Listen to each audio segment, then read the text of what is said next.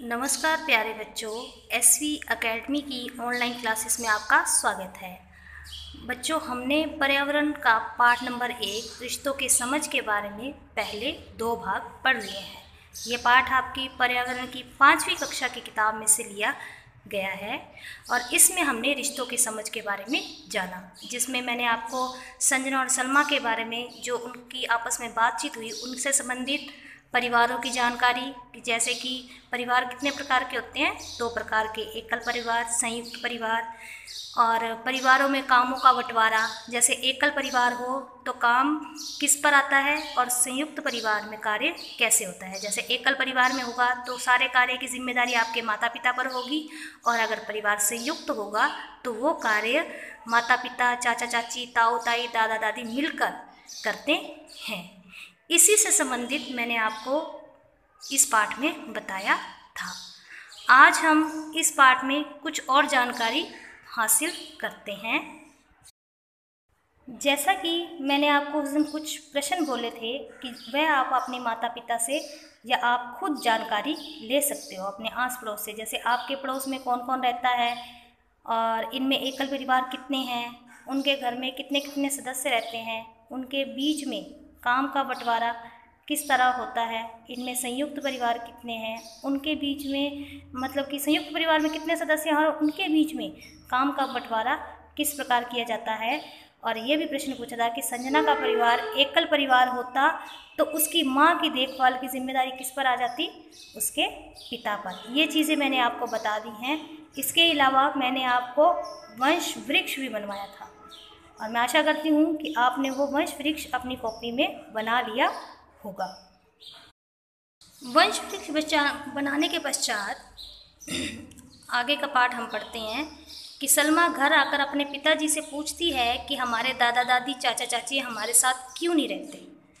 पिताजी, अपना परिवार इतना दूर शहर में क्यों आ गया होगा? क्या हम अपने गांव में रहकर साथ कार्य नहीं कर सकते थे? तो इसका उत्तर पिताजी ने क्या दिया होगा कि आजकल व्यवसाय की तलाश तथा उच्च शिक्षा पाने के लिए परिवार जो है वो शहरों की तरफ पलायन कर रहे हैं। शहरों में अधिकतर छोटे छोटे मकान होते हैं जिसमें कम लोग ही रह सकते हैं, इसलिए संयुक्त परिवार बंटकर एकल परिवार बनने लगे हैं। देखो बच्चों, इसमें बताया है कि कुछ लोग तो नौकरी की तलाश में शहरों में चले जाते हैं और संयुक्त परिवार से एकल परिवार बन जाते हैं, और कुछ लोग अपने बच्चों को उच्च शिक्षा देने के लिए शहरों की तरफ पलायन करते हैं, जिस कारण भी एकल परिवार बन जाते हैं।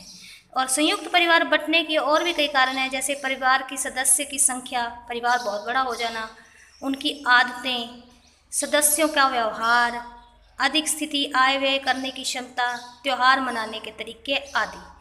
जो आजकल त्यौहार मनाने के तरीके हैं ना, उनमें भी निरंतर बदलाव आ रहा है। इससे संबंधित आज मैं कुछ प्रश्न आपको ब्लैक बोर्ड पे करवाऊंगी, जैसे एकल परिवार बनने के क्या क्या कारण हैं, संयुक्त परिवार एवं एकल परिवार में क्या अंतर है, और समय के साथ त्यौहार मनाने के तरीकों में क्या क्या बदलाव आए हैं।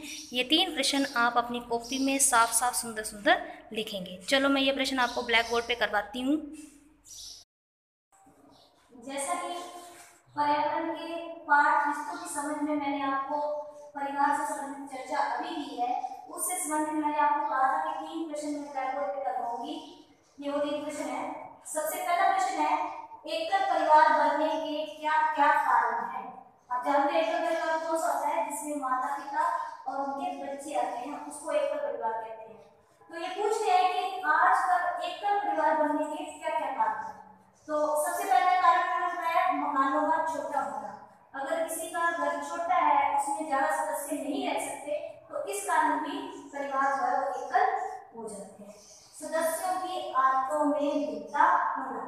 कई बार क्या होता है, सदस्यों के आपस की आदतें एक दूसरे से नहीं होती, जिसके कारण आप यूँ कह सकते हो कि उनके आपस में बनती नहीं है, जिस कारण भी एकल परिवार बनते हैं।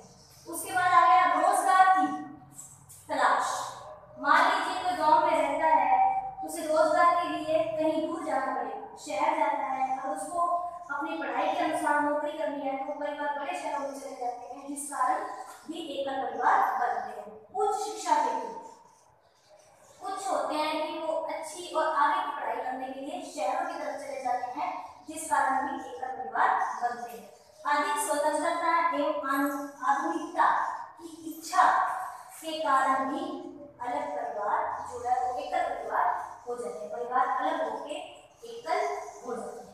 तो ये आ गया एकल परिवार बनने के कारण। मकानों का छोटा होना, सदस्य की आदतों में भिन्नता होना, रोजगार की तलाश करना, उच्च शिक्षा प्राप्त करने के लिए जाना और अधिक स्वतंत्रता एवं आधुनिकता की इच्छा के कारण एकल परिवार बनते हैं। उसके पश्चात आपका प्रश्न आता है संयुक्त परिवार एवं एकल परिवार में क्या अंतर है। ये प्रश्न आपको ऐसे भी आ सकता है संयुक्त परिवार किसे कहते हैं और एकल परिवार किसे कहते हैं, जो कि मैंने आपको पहले बता दिया है। अब इन्होंने पूछा कि इनमें अंतर क्या है, उन दोनों परिवार में क्या अंतर है। तो आएगा संयुक्त परिवार में सदस्यों की संख्या अधिक होती है।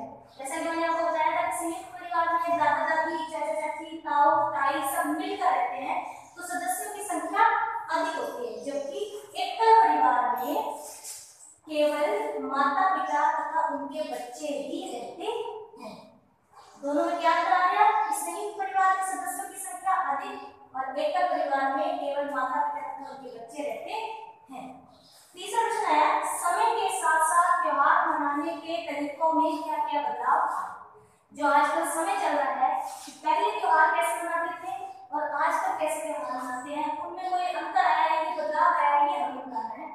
तो हम बताते हैं कि समय के साथ साथ त्योहार मनाने के तरीकों में काफी बदलाव आए हैं, बहुत से बदलाव आए हैं। जैसे कि दीपावली पर लोग जलाते तो अब भी है कई, लेकिन कहते हैं कि पहले जो लोग थे सिर्फ घी और तेल के दीपक जलाते थे दीपावली पर, लेकिन अब आज के दौर में लोग झालरें एवं मोमबत्तियां लगाते हैं। ये बदलाव आ गया कि दीपावली पर लोग पहले क्या करते थे, सिर्फ घी और तेल के दीपक जलाते थे, लेकिन अब झालरें और मोमबत्तियां भी लगाते हैं। ये बदलाव है। एक दीपावली बता रही है, एक है कि पहले होली का त्योहार महीनों पहले मनाते थे, कहते थे कि फागुन आने वाला है, होली का त्योहार आने वाला है, उससे पहले काफी समय पहले वो त्योहार मनाना शुरू करते थे। लेकिन अब क्या बदलाव है कि पहले वो महीनों पहले मनाते थे, लेकिन अब कुछ दिनों में ही ये त्योहार समाप्त हो जाता है, यानी 5-7 दिनों के अंदर ये होली का त्योहार समाप्त हो जाता है। क्योंकि उसका कारण क्या बताया हमें, अब समाज में पहले जैसी एकता दिखाई नहीं देती। इसका कारण क्या बताया जा रहा है कि अब समाज में पहले जैसी एकता दिखाई नहीं देती। ये त्योहार पहले होली का महीनों चलता था, लेकिन अब कुछ दिनों में समाप्त करके ये त्योहार जो है वो बदलाव आ गए इसमें, क्योंकि अब समाज में पहले जैसी एकता दिखाई नहीं देती। ये आपके 3 प्रश्न हो गए। पहला एकल परिवार बनने के कारण, मकानों का छोटा होना, सदस्यों के आदतों में भिन्नता होना, रोजगार की तलाश, उच्च शिक्षा हेतु अधिक स्वतंत्रता व आधुनिकता की इच्छा के कारण एकल परिवार बनते हैं। दूसरा आ गया संयुक्त परिवार और एकल परिवार में अंतर। जिस परिवार संयुक्त परिवार होता है जिसमें संख्या अधिक होती है सदस्यों की, और एकल परिवार वो होता है जिसमें केवल माता पिता तथा उनके बच्चे रहते हैं। समय के साथ त्योहार मनाने के तरीकों में क्या क्या बदलाव आए हैं। यहाँ 2 त्योहारों के बारे में बताया। दीपावली पर लोग पहले जो थे घी और तेल के दीपक जलाते थे, लेकिन अब बदलाव क्या है कि लोग झालरें लगाते हैं, मोमबत्तियां जलाते हैं। और होली के त्योहार में ये बदलाव आया है कि पहले होली का जो त्योहार था वो महीनों मनाया जाता था, लेकिन अब कुछ दिनों में ही समाप्त हो जाता है। इसमें क्या बताया गया है कि अब समाज में, जिस समाज में हम रह रहे हैं उसमें पहले जैसी एकता नहीं दिखाई देती। तो ये 3 प्रश्न हो गए। आप ये तीनों प्रश्न अपनी कॉपी में साफ साफ सुंदर सुंदर लिखेंगे और इनको याद करेंगे। धन्यवाद।